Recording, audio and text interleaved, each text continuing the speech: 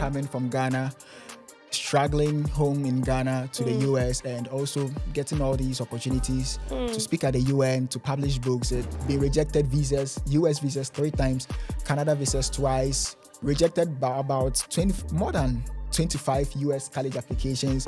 It should be more than I've applied to a lot of US college applications. Problems, not helping them to be disciplined. So people have been saying great things about the book, but then their feeling of it being the best-selling was like, I knew I was going to be a bestseller. So I gave them the French copies, the French-speaking president, and then the English-speaking president, I give them the English copies. So through that, I would network with more people. And normally what I used to do is I network with the people following the president. I don't get directly to the president because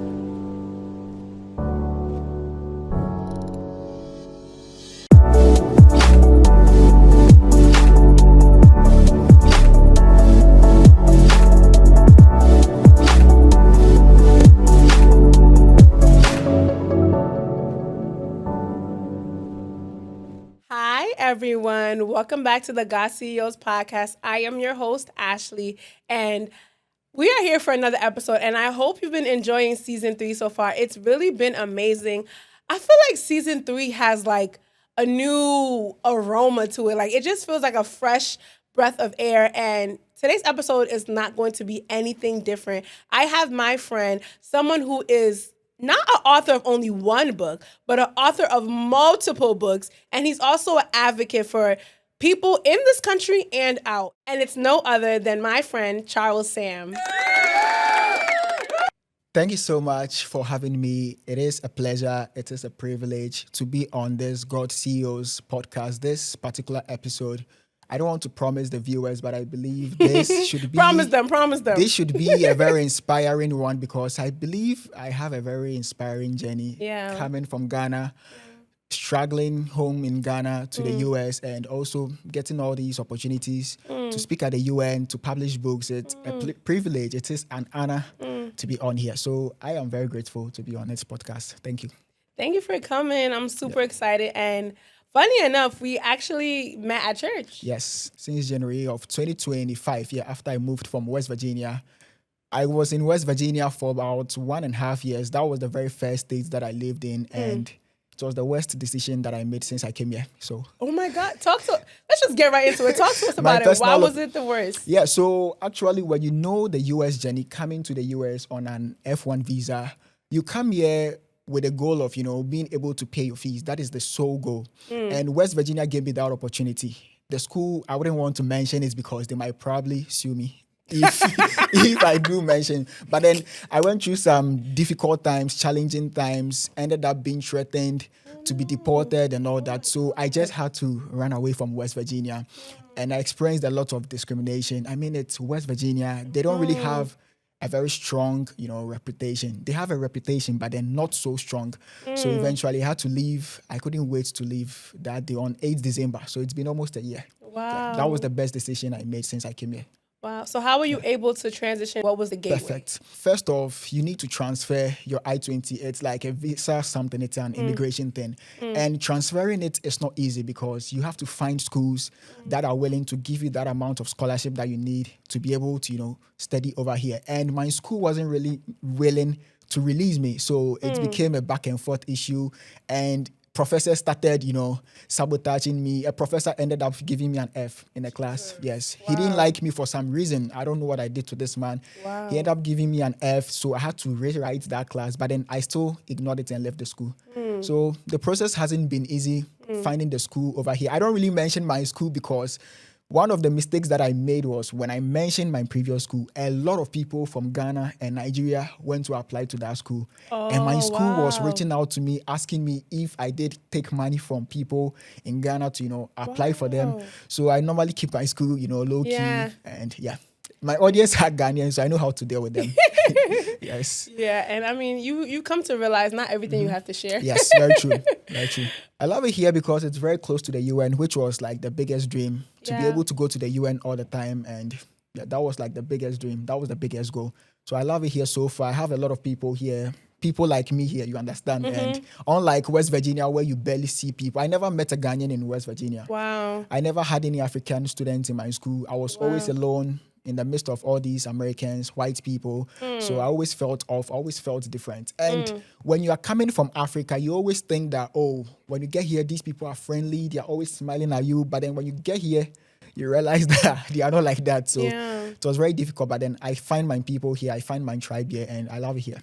Oh, we thank God. Oh, that's amazing. And I feel like even with the small bit that you shared of your story, it just shows that like adversity doesn't stop what the will of God is for your life. So I truly believe God wanted you to be here, so he allowed you to be here. But then, in Ghana, you don't have the opportunity to, get access to these UN stuff. So when I was coming here, I think all my expectations has really come to pass.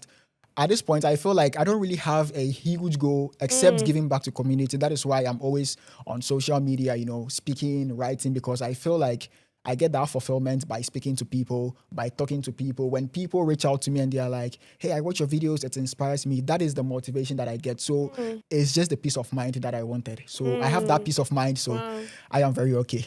Yes. Okay. So did you always think that you were going to write books? Okay, so my books journey started in 2020 during the COVID.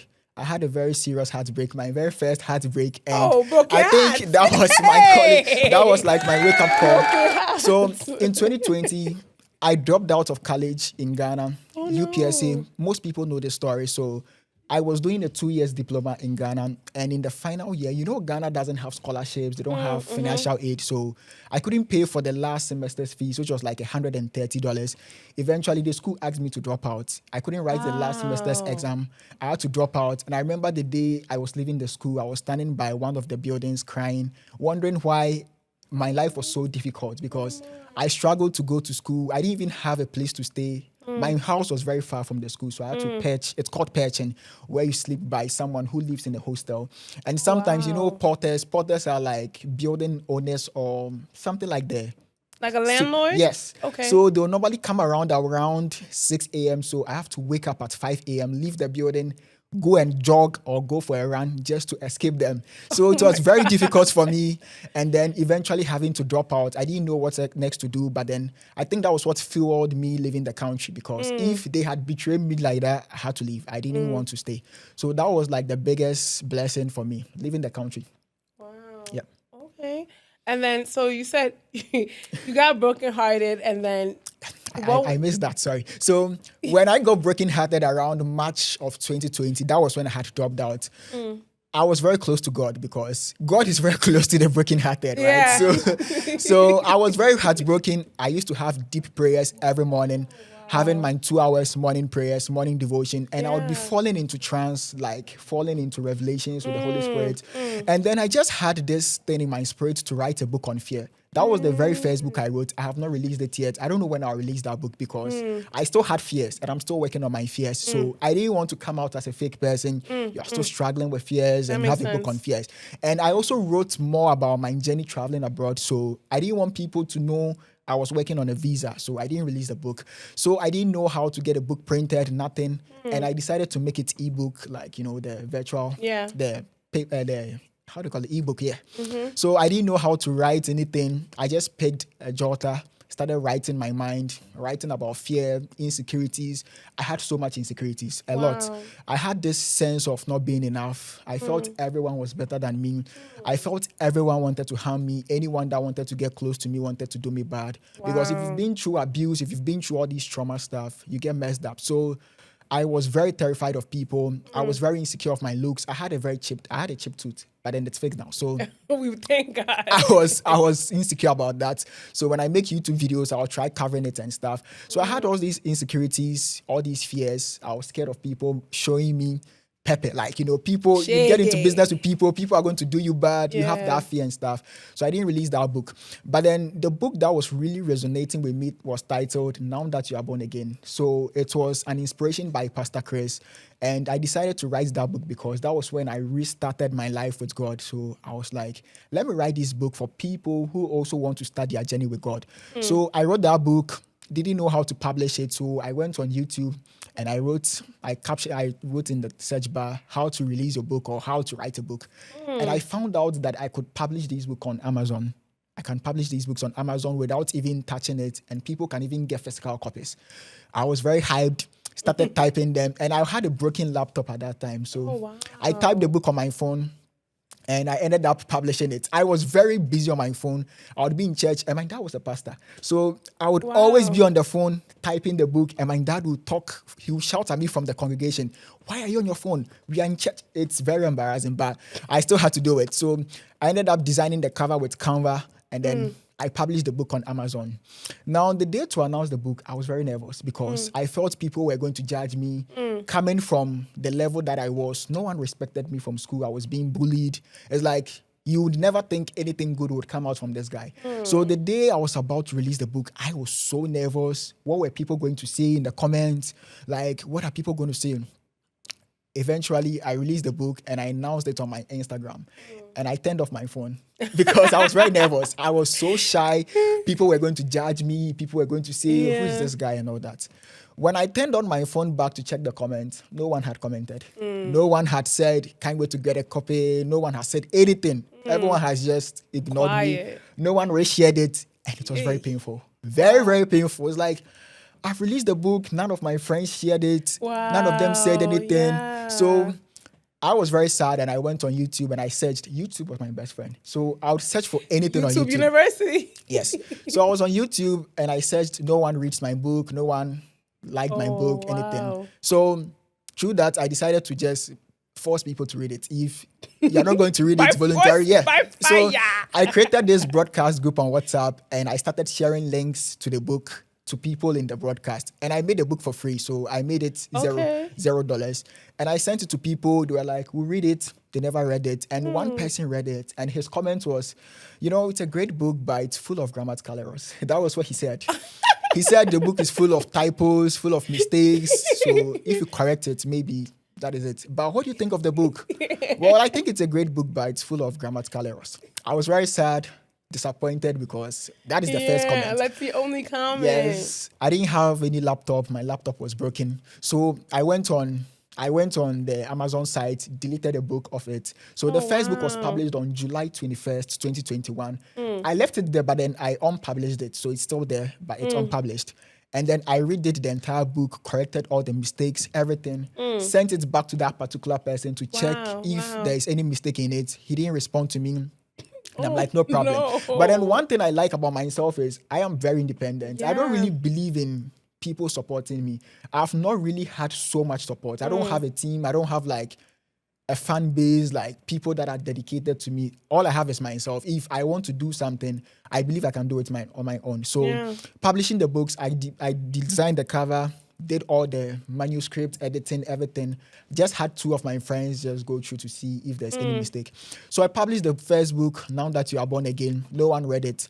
And I was still in Ghana. So I said to myself that when I move outside the country, I can start creating content. People will definitely support it when they see that I have books. So I'll focus on publishing the books. But then when I get outside the country, they'll support it. So I feel like I'm talking too much, but it's very important. So one thing about book writing is when you publish the first one, you just have the desire to publish more.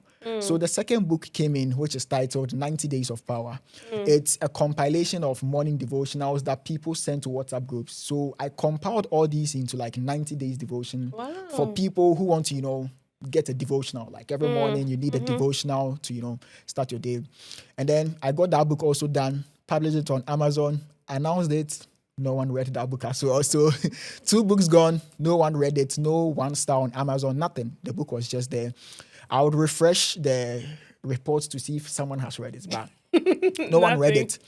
I didn't give up. I didn't lose hope. I didn't have any friend to tell that, no one is reading my book. No one cared about me. I was in like a dark season. So what would you say was your breakthrough moment? Yes, so that was when I came to the US. That was when I had the breakthrough moment. And I'll come there in a minute. But whilst I was publishing these books, I was working on my visas to leave the country. So I had applied for my Canadian visa, study permit, in 2020 of August. I never heard from the Canadian embassy for 1 year until 2021 August, and they refused my visa. Very depressing because I had imagined, leaving the country, being in Canada, and now I can promote my books well because I'm outside the country and all that. They denied my visa. Very depressed, lost all hope because it's like, what is all this? I still gathered faith after 4 months. No, I think after a week or so. I applied for the Canadian visa again. After 4 months, they denied it again. So from August 2021 to August 2022. They denied that one as well. But then I was still releasing books every like 3 weeks. I just kept on having book ideas. So the idea would come and I'll just write on it. So how many books do you have out now? Currently I have 21 books. And on March 4th, 2026, I'm coming out with probably the best book that I've ever written because it's being forwarded by a very respectable man of God. He's an archbishop. He's very reputable, and getting him on my book is like the biggest blessing. So March 4th, it's also my birthday. I release books on my birthday. So 2026 is my upcoming book. I don't know if you know him, but he's a very famous man of God. He's an archbishop, Perez Chapel, and he's also the president of the Bible Society in Ghana. So he's forwarding the book, and it's going to be my best book so far. So that book was like an advice a man gave me about the mistakes he made in life. So I ended up compiling it. So the mistake of pride, the mistake of low self-esteem, the mistake of arrogance, all these things, all these mistakes young people make, I compiled them and then I brought a book with it. And then I also brought out a book titled Flying Without Wings, because I used to evangelize a lot in our area. I used to do dawn preaching because I had that calling. It's like, I need to do something with my life while waiting for this visa. So I wrote a book titled Flying Without Wings for people who want to evangelize, but then they are very shy. You know, our generation is so shy to let people know, you know, they evangelize. So in that book, you would realize, or you would know some of the ways to evangelize as a shy person by probably having the scriptures on your t-shirt, showing it to people, standing in public places, printing tracts to people. All these things are ways you can evangelize. I went on and published my first series, which was a series of 9 books, the Human Nature series. People who are depressed, those who are depressed and have suicidal thoughts, those who are alone and without friends or support, those who are hated, those who have anger. It's like a series of 9 books. So all this while, no one was reading these books. So first 9 books, no one read anything.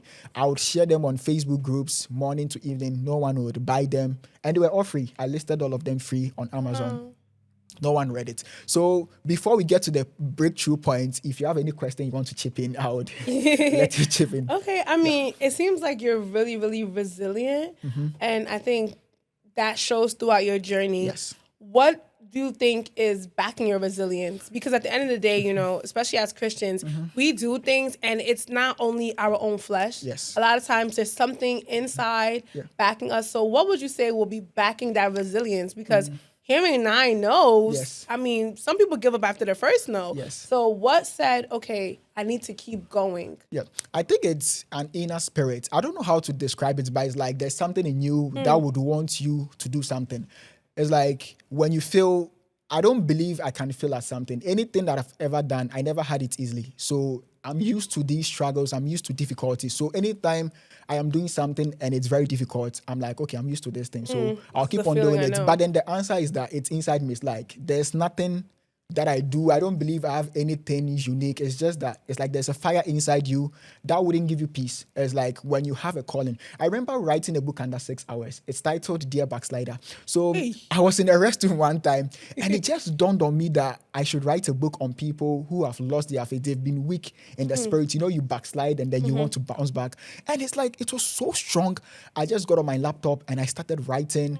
At that time, I've read a book by Bishop Dag Heward-Mills titled Strong Christian, also How to Become a Strong Christian. So it's like I took inspiration from that book and I rewrote the entire thing, and then it was like my own version, Dear Backslider. So I published that book, designed the cover, everything under 6 hours. Started in the morning around 12 p.m., around 11 a.m., around 12 p.m. thereabout, finished around 6 p.m., got the cover done, and then just published it. So that book was like one of my best books because when I came to the US, people really liked that book. So Dear Backslider was like one of my, I would say, that was when I realized that, no, there's something inside me, because if that fire comes on you, it's like a calling. People you see acting movies, people that you see keep on moving, it's like when they act movies, they never stop, they keep on pressing. It's like there's something inside them that never stops them. So I would say it's something within. Yeah. And then, so tell us a little bit about these books that we have here. Great. Because I know you've written a whole bunch, but like, what makes these that are here stand out? So the truth about this first one, The Bittered and Battered, I wrote them in Ghana. I wrote the first one in Ghana, the second one also in Ghana, but I was very scared to release them. Most of my books were written in Ghana. I had dropped out, stayed at home for 3.5 years. So basically I had nothing doing, just writing books. So I wrote these books, but then I wanted to save the best for the last. So if I see a book that I really want people to read, I'll tell myself, okay, when I come to the US, I can promote it well. I can get it on the Times Square billboard. I've already done that twice. So it's like, that was like the inspiration. So the book, Bitter Than Battered, talks about my rejection journey, rejection, bitterness, and disappointment. I've been through these all my entire life. Been rejected visas, US visas 3 times, Canada visas twice, rejected by about more than 25 US college applications. It should be more than. I've applied to a lot of US college applications. And I know how to handle rejection. I would say I'm very good at handling rejection. Over the summer last year, I applied to 120 internships. They all rejected me because I'm an international student and it's normal. So that is the inspiration behind the Bitter Than Battered. And also the Parents Obey Your Children. To be honest, it's a book on abuse, like parents who abuse their children. You know, in the African setting, we are taught to obey our parents without questioning. So your parents would be like, shut up, you can't speak back to me. You have to keep quiet and then listen to them. You know, your teachers always shout at you. You have to keep quiet and listen. And it has damaged me. I've been abused my entire life, teachers, at home, everywhere. So it's like, it has really damaged me. So I needed to write a book on it and people love it. I dedicated a book to my dad because he felt what was discipline was actually abuse. And he has accepted it. I told him that what you used to do to us was actually abuse. It wasn't discipline. So I dedicated a book to him that I wrote a book and I used you as an example, not to let people think you're a bad person. You are not a bad person, but then to let other parents know that we can do better. Our generation can do better. We can break that trauma bond. Because when parents are abusing you, they keep on saying something that my dad did that to me, my mom did that to me. So it's like something that is being passed on to them. So our generation, the book charges you or charges our generation to break that trauma bond. So that was like the inspiration. So you said that you kind of dedicated to your dad. How did he feel? I mean, in the beginning, he acted okay, and people have been cautioning me not to talk about this thing because it's like, you know, all children go through this. Your parents would abuse you. But I want them to know that I didn't come from a point of disgracing my parents. You know, I can't disgrace my parents. But then I used myself as an example to let them know that I have been able to help my parents know that what they did was abuse. Some people don't talk to their parents because of what they did to them. I have been able to bond well with my parents, that I help them through therapy and stuff. So it's a huge win for me. And I told him that I'm writing a book to help other parents. So if you can even tell your friends who are probably disciplining their children, it will be great. So that was the inspiration, and that is how he felt. He was like, he doesn't mind. That makes sense. Yeah. Well, these books are on Amazon, Barnes and Noble. These 2 were bestsellers on Amazon because people loved it. So they were all bestsellers. Within 24 hours, they ranked best-selling on Amazon. So you should get it. Yeah, you should get a copy. Yes, definitely get a copy. So how did you feel? Because you went from no one reading your book to bestsellers. How did you feel? Yeah, so it's actually a great thing to know that people don't read your books. Your first 9 books, no one read any one of them, to the point that people are pre-ordering your books. When I list them as pre-order, you see people pre-ordering the ebooks, people pre-ordering the hard copies. And I keep asking my friends, like, is this some trap or something? Like, how did I come from no one reading your book to people sending me emails? I got an email from a random person, a full essay saying how much the book has saved him with his relationship with his children. He didn't understand why his kids didn't want to talk to him. But then the book explains that children don't naturally hate their parents. It's because of what the parents do to them. No one naturally at the age of 6 would want to disrespect their father or would want to be distant from their parents. It's the way the parents treat them. So he realized that no, the way I spoke to my children, shouting at them, actually causes them to go through these emotional problems, not helping them to be disciplined. So people have been saying great things about the book, but then the feeling of it being the best-selling was like, I knew I was going to be a bestseller. The fact that I kept on pushing it, I always say that nature moves by persistence. So when you are persistent about something, it would eventually work out. So I knew it was going to happen. I just didn't think it was going to be anytime soon. Did you do something different, or were you just consistent? Okay, so I acted like the book was already successful. So if you know me on social media, I talk a lot. So I kept on hyping the book, making videos like the book is the best. I read my book and oh my God, I'm such a great actor. I'm such a great writer. Oh, this book is so good. I had a friend who was working in a New York advertising company, the Times Square billboard, whatever. And I texted him that, hey, if you could get my book on Times Square. He already got me on Times Square billboard for a test something. And I'm like, if you could please post this book on your billboard for 15 seconds, people would love it, the book would go up. And he was like, no problem. And then he scheduled a time for me to go to New York, one of the billboards, when they did the promotion, made videos with the billboard and everything. So when people saw it, they were freaking out. They were like, he has his book on Times Square. How much did you pay? And I'm like, I didn't pay anything. I had friends there. So that was what really made people want to learn about the book. If the book is on Times Square, I'm always talking about it. I would meet dignitaries and I'll give the book to them to take pictures with it. So people already wanted to know what the book had. So that was something different that I did. Yeah. So, and it seemed like definitely putting yourself out there, resilience, but also just the favor of God. I believe the favor counts. Yeah. God knows the prayers and he knows the amount of work that we put into this. And I don't really have strong people around me. It's just my partner, my friends. And I'm like, hey, can you guys review this book for me? You review page 1 to 30 to make sure there are no mistakes in it. And you review page 30 to page 50 to make sure there are no mistakes. And then they give me the feedback and then I'm good to go. Okay. Yeah. You mentioned TikTok. Yes. And social media. Yes. What made you want to get, because you're very involved. Yes, very Before involved. we started, yes, you even had somewhere here. Yes. You bring up your profile. You're known for your social media platform. Yeah. What made you say, you know what, I want to start doing that? Would you call yourself as a content creator? Yes, I would say I'm a content creator. With the social media, I knew I was going to do it. I started YouTube in Ghana 2020. And I remember my room wasn't the best. So I would go to my friend Kelvin's room. He's in Michigan right now. And we would film my YouTube video there. I'll talk about random things that I've read from books. And then I'll edit it at his house. He had Wi-Fi there, which was very strong. And then I'll upload it. And the funny thing is, after I upload it, my parents had subscribed or they probably get it on their For You page. I'll get home and they are watching my video criticizing me. How are you speaking this way? Is that how to speak? And you know how it feels when your parents are like watching your videos? It's a bit cringe. It's a bit some way.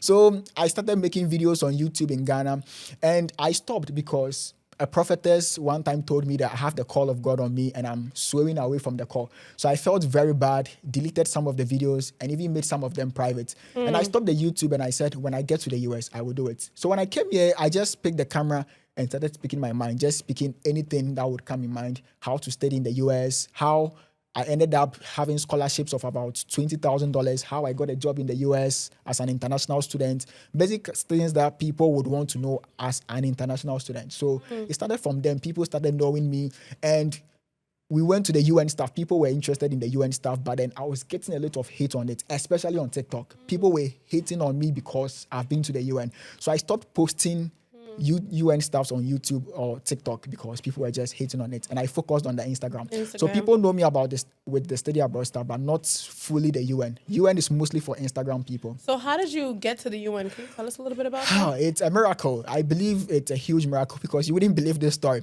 So I've always wanted to be in the UN right from Ghana. I would email people, DM people who have been at the UN, telling them how I'm so passionate about United Nations. They wouldn't respond to me, of course, because who is this guy? Like, what are you trying to talk about? So when I came to the US, I was interviewed one time and the lady asked me about a month later of coming to the US. She was like, what is your next big goal in 5 years? And I just said, probably giving a speech at the UN. I didn't know how it was going to happen. I didn't know when. I just said it. And from that day, I started manifesting it. I'm huge on manifestation. Anything I've ever manifested works. So I started manifesting on it. And in January 2024, I went to New York for Christmas and New Year's. And I walked by the UN building in a vlog. I was vlogging it. And I said, I would be at the UN building one day. So you guys should stay tuned. I didn't know how. I just said it.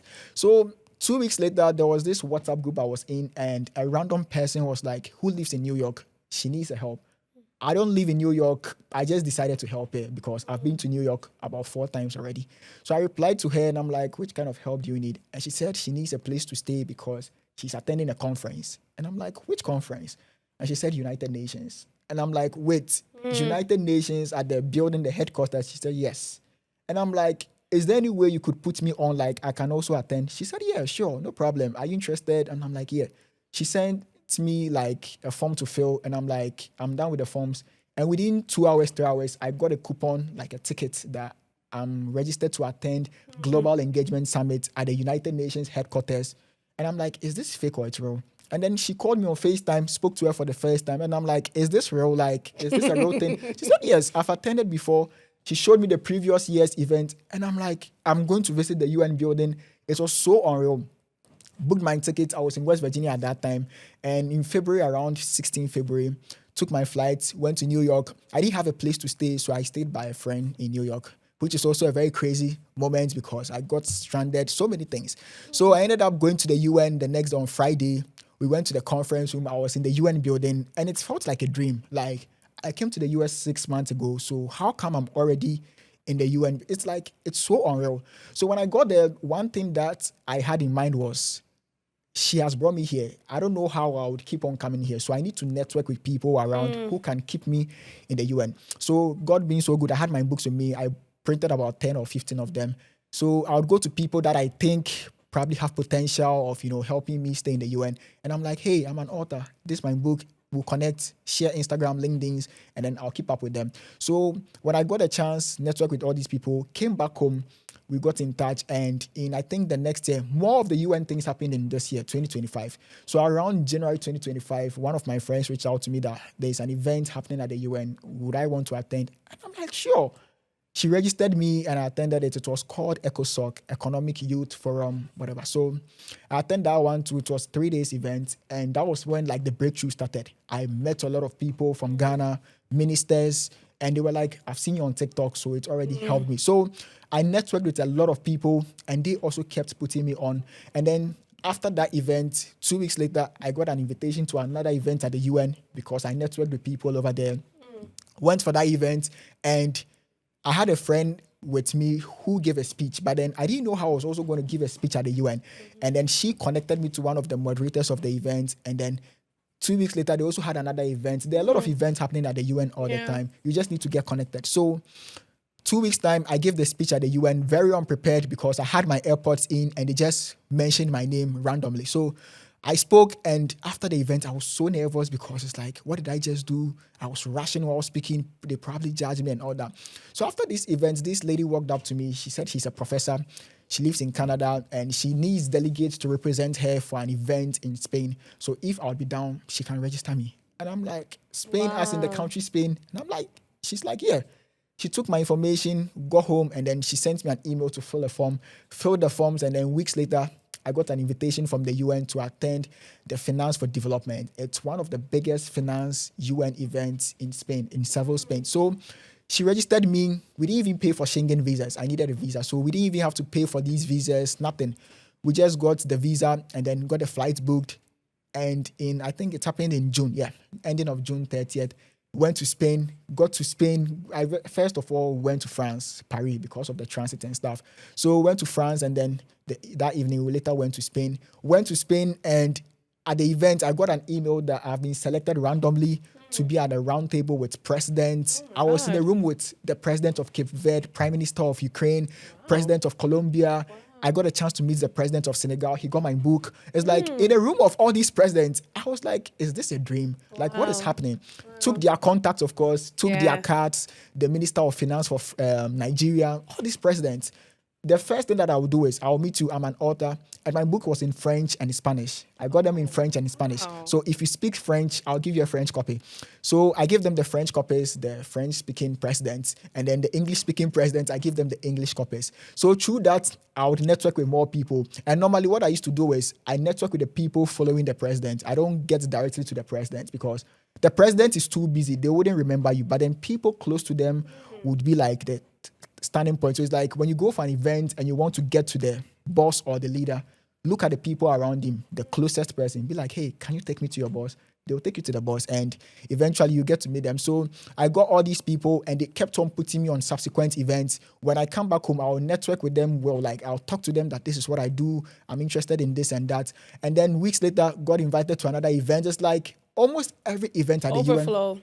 It kept on coming back to back. And then recently we went for IMF. IMF, I wasn't planning to attend. It was just 2 days before the event. They just sent me an email that if I would want to represent an organization, fine, I can just, fill a random form. I just filled the form, got a pass, got to the IMF in Washington, met Ghana's Minister of Agric, met Minister of Finance, met all these people there, and I kept on working my way up there. So I know this episode will be out after I go. So Monday, we attended another event with the Moroccan embassy on nuclear weapons, something at the UN. So in about 3 days or 2 days from today's episode. So it just kept on coming from there. It started from that little person helping me, and then I kept on working my way up there. That's Amazing. I think your story it shows that if you partner with God, God will Yes, partner with you. 100%. Yes, And I think what even comes to my mind is even that verse when we hear about like God restoring everything all the the time. locust has taken from you. Yes, And very it's true. like when I say he restored it, it's like also like would you say like it was speedy? Because it seems like it was a Okay, speedy I process. believe everyone has to go through a waiting process, and that is where God prepares you. So I went through that waiting process for 3.5 years. Yeah. I was staying at home for 3.5 years, just reading, studying books, reading. I didn't have friends. I remember my birthday, just 6 people would wish me. People weren't texting Wow. me, nothing. I didn't have anyone. So I would read books. My dad had this bookshop in his library, something. So I'll just go to his room, grab a random book on maybe prosperity, on maybe random books. And I would read a book in 3 days, go back to him, get another book. I was just reading random books. So I had all these visions, all these goals at the back of my mind. So when I got one opportunity, I just kept on executing because luck is basically opportunity plus preparation. So when the opportunity comes and you are prepared, you just keep executing. Yeah. Perfect. I have one last question for you Yes. before we go. So I know you mentioned printing out your books in like Yes. different languages. Yes. How did you do that, and what would you encourage maybe someone who Great. is an author, they've just came out with a book and they want to be able to produce or publish books in different languages? Great. So I've been fortunate enough to have a lot of francophone friends and then friends who speak Spanish. So I have this friend of mine called Fabiola. She speaks 4 languages. She's from Haiti. She speaks French and she speaks Spanish. So she handles all those things. I pay her something. I mean, she's a friend. So she'll basically do all these things for you. So she translates everything for me. I just have to change the cover. I edit the cover, everything myself. So I just have to change the cover into the language and then publish it on Amazon in a French language. Amazon has Amazon France, Amazon Spain, all these things. So it's just like the English version, but then it's a French version and a Spanish version. So it depends on the event I'm attending. So France, Spain, I had to go with French version and then Spanish version. So basically that is it. And if you are someone who wants to be an author, I would say do not limit yourself. I didn't limit myself. I was already publishing in French and Spanish when I was in Ghana. When no one was reading the books, I just had it at the back of my mind that eventually it just takes one book. Any musician who is popular doesn't become big with 5 songs or 10 songs. They become big with just one song. You probably knew a musician from that one song. So it's just one book that will keep you, or that will give you that opportunity, that will put you in your prime. So until that book comes out, keep on writing. Okay, perfect. I think this is a perfect transition. Thank you so Thank you much. so I feel like much. you've blessed our platform with so much knowledge and then Yes. really good deep inspiration. Yes, I've and been through a lot. yeah, I think your resilience shows, and I'm thankful for your life, and Definitely. I thank God that He was able to push you through those hurdles. It wasn't easy going through all these moments with no one being there for you. Even in the US, coming here with no family. Did I mention how I slept by the roadside the first day I came here? I think that video went viral on TikTok. So it's on TikTok. I slept by the roadside in New York, opposite the Madison, whatever. No. So it's been a very difficult journey. Wow, it's funny because the next segment, I feel like you're already the scenario. This is nothing compared to what you've Been been through a lot. through. Been through a lot. We do have a segment here on season 3, and it's called Modern Day Acts. And basically, season 3, the theme is power in every place, as you know. And it's taken from Acts 1, verses 8. And it says, "But you shall receive power when the Holy Spirit comes upon you, and you shall be witness to me in Jerusalem and in all of Judea and in Samaria." So basically, God is calling us to be witnesses in different areas. So we have a segment called Modern Day Acts. I have a scenario prepared for you, even though I think it might be a bit easy for you at this point. Hopefully. We have a scenario, and I just want to ask you how you would handle it. So I'll read it off. It says, "You've just released a new book, one you prayed over, researched deeply, and truly believed would help people grow. When a reader posts a harsh comment on social media that publicly challenges your core concepts, questions your interpretation, and begins gaining agreement from others." The Modern Day Acts question is, in that moment, what do you do, and how do you respond as a believer, a writer, and a public figure to not compromise your witness? I believe I have a very strong mindset when it comes to people being mean to me, because it's more about them than you. When someone is, I get that all the time. Yesterday I was on TikTok and someone commented something very painful. He said something very harsh, and I just made it about them. I manipulated myself for me to think it was him. So he's probably a mean person. He's probably an angry person, and it's not me. Once you switch your mindset from that person, from you being the problem to them, you become like very fine. But then when you read the scripture, it says that when the Holy Spirit comes, he would give you power. So the power means he would give you the power to ignore these hate. He will give you the power to ignore all these, naysayers and stuff. In the Bible, Jesus Christ was being persecuted so many times. We don't go through quarter of what Jesus Christ went through. Quarter. On the cross, he was being insulted. And we just get TikTok comments. I know. It's none compared to it. Yeah. I used to respond to people like that because I would prefer to, clap back at them. But then later I realized that no, they don't not deserve, worth it. I have the power to overcome those naysayers. Yes. Oh, I love that. Yeah. Oh, so amazing. Thank you so much for joining Thank you us. so I much. know everyone was blessed. The audience was blessed. And where can the people find you? I know you're on TikTok. Yes, I know a you're on lot. social media. Give us your handles. Very, very active on Instagram. It's Charles Sam on Instagram. It's the verified one. And TikTok is also Sam Charles. People think Sam is my first name, but then Sam is actually my last name. I'm a Fanti in Ghana, so Fantis normally have Sam as their last name. So Fanti, Sam as the last name, Charles as the first name. So you can find me on Instagram, TikTok, LinkedIn, and then probably Facebook, the same username everywhere. Yeah. Love that. Okay, perfect. Well, again, thank you so much for coming and blessing our platform. Definitely. I pray that you continue to write more books. And also, do not just follow him. Make sure you go on his Amazon yeah. and you purchase his books because honestly, I already know just from hearing the titles, they're amazing. And I'm definitely adding them to my reading list. And also, can I plug in the March 4th book? Plug in. So it's titled People's Currency, How to Build Relationships in this Transactional World, having relational capital, like how to build relationships with people. I wasn't the best when it comes to building relationship with people, but then learning from some of the people up there, I've been able to come out with this book with Archbishop Charles Najinasari, and it's going to be a very powerful book. You would love this book. It's super practical because I try to make my books very practical instead of just reading something to just come and write. So you should get it out. It's March 4th, 2026. So I would definitely want to hear from you when you get it. Love it. And tell us the title again. People's currency. So it's currency for people. Like how we have money currency, we have people's currency. People can be rich in money, but you can be rich in relationships. So People's currency. Yes, relational world. I love that. Yes. Well, thank you so much for coming on. And thank you guys for viewing today's episode. If you enjoyed today's story, make sure you like, comment, and subscribe, and we will see you on the next one. Bye.